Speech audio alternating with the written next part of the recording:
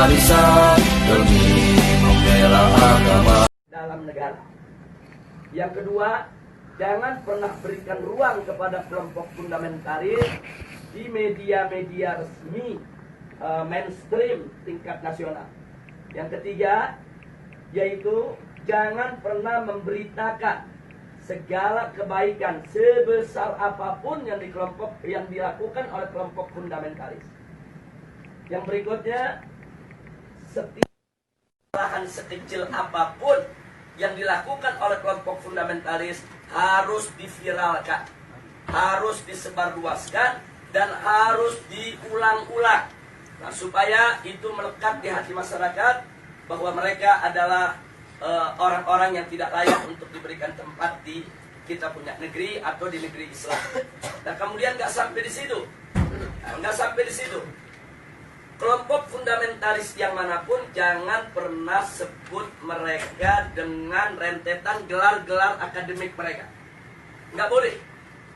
Apakah itu gelar-gelar kehormatan di tengah masyarakat atau gelar akademik, profesor, doktor, dan lain sebagainya. Jangan. Cukup sebut namanya aja untuk mengopinikan di masyarakat bahwa kelompok fundamentalis itu kuper, bodoh, tidak berpendidikan, tidak punya gelar, nggak ngerti dunia akademik, dan seterusnya.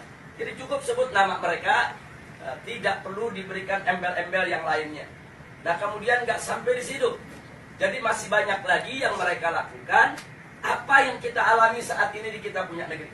Nah, bagaimana para habaib, para ulama kita, bagaimana tokoh-tokoh kita di Majelis Ulama Indonesia, yaitu mereka kecilkan, mereka recehkan, mereka hina-hina, bahkan mereka mencoba mencari kesalahan-kesalahan, bahkan kalau nggak ada kesalahan, kan buatlah fitnah-fitnah yang bisa diterima oleh masyarakat tentang mereka. Dan ini akan mereka lakukan terus. Jadi artinya bagaimana cara menghabisi kelompok fundamentalis? Satu, kerdilkan mereka. Dua, jauhkan mereka dari masyarakat. Kemudian ketiga, yaitu bidik daripada para tokohnya. Kalau bisa dirangkul, dirangkul. Kalau nggak bisa dirangkul, dipukul. Bisa dipeluk, nggak bisa dipeluk, digebuk. Nah, jadi ini yang mereka lakukan. Nah, baik, sekarang yang kedua. Lalu bagaimana dengan kelompok modernis? Kelompok modernis bagi mereka yaitu statusnya aman. Bagi mereka statusnya aman.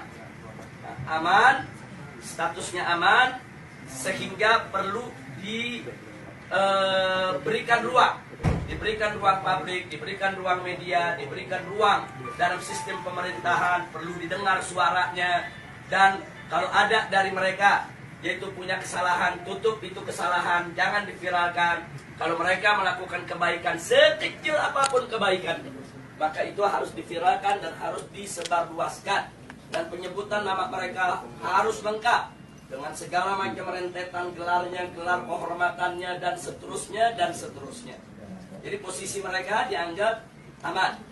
Nah, kemudian yang ketiga, kelompok liberalis. Kelompok ini mereka berikan status sangat aman. Nah, kenapa diberikan status sangat aman? Karena kelompok ini bukan hanya sekedar dianggap kawan, tapi sudah dianggap sebagai antek. Beda kawan dengan antek.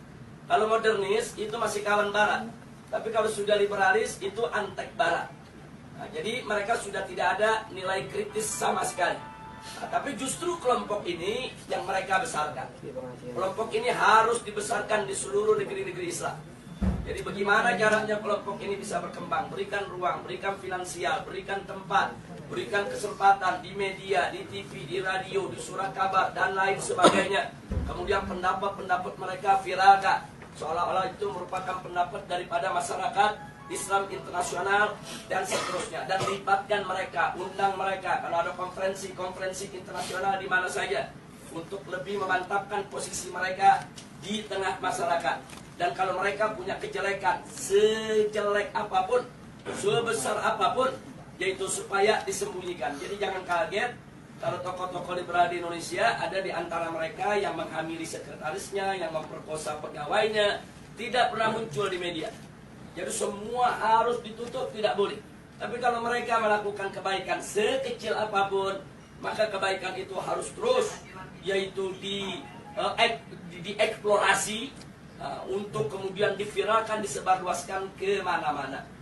Nah ini maka itu disebut ini kelompok status sangat aman. Yang terakhir, yang tradisionalis, kelompok ini masih diberikan status waspada. Loh kenapa dikatakan waspada? Sebab kelompok ini walaupun mereka bukan fundamentalis, tapi memiliki 3 ciri yang sama dengan fundamentalis. Sehingga kelompok ini harus diwaspadai. Kalau kelompok ini tidak dijaga, maka nanti kelompok ini setiap saat bisa berubah menjadi fundamentalis. Nah, maka itu usul mereka, kelompok yang keempat ini dijaga. Nah, maksudnya dijaga bagaimana? Satu, jangan kasih mereka berdekatan dengan kelompok fundamentalis. Sebab kalau kelompok tradisionalis dengan kelompok fundamentalis duduk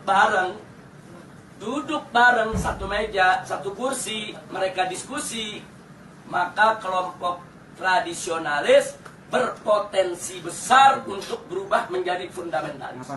Karena perbedaan mereka cuma sedikit, perbedaan definisi ta'rif ad-demokratiyah. Itu aja yang mereka berbeda. Tapi dalam soal dukungan terhadap tatbikus syariah, dukungan terhadap igamatul khilafah, dukungan terhadap sikap kritis terhadap barat, sama. Nggak ada beda antara fundamentalis dengan tradisionalis. Mereka hanya berbeda di dalam mendefinisikan demokrasi.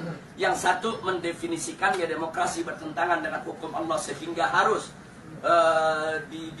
ditangkal sama sekali. Yang satu lagi melihat bahwa demokrasi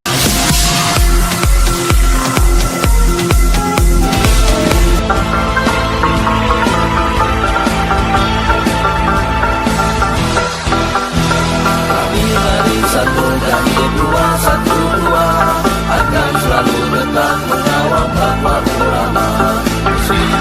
Mesti manis akan kuhadapi, kami akan selalu tetap membela agama.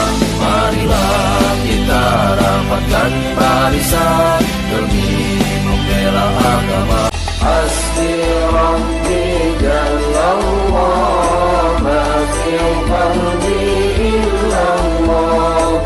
Hasbi Rabbi Jallallah, ma fi qalbi illallah. Ala al-hadi sallallahu, la ilaha illallah. Ala al-hadi sallallahu,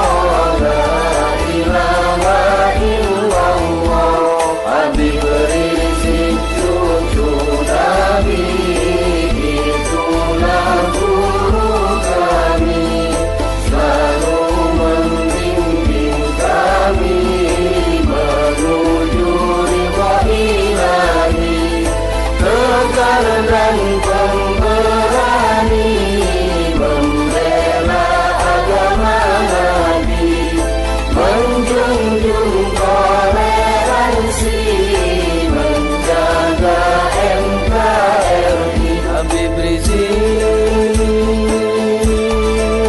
Habib Rizik, Habib Rizik, Habib Rizik, Imam kami Habib Rizik, Habib Rizik, Habib Rizik, Habib Rizik teladan kami. Qul la ilaha illallah, qul Muhammad Rasulullah, qul la ilaha illallah, qul Muhammad Rasulullah.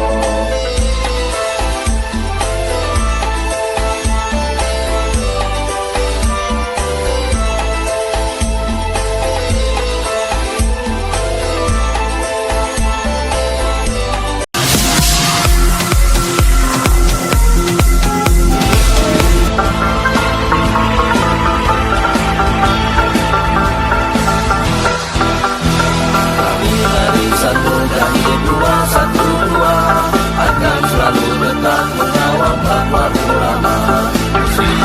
Mesti manis akan kuhadapi, kami akan selalu tetap membela agama.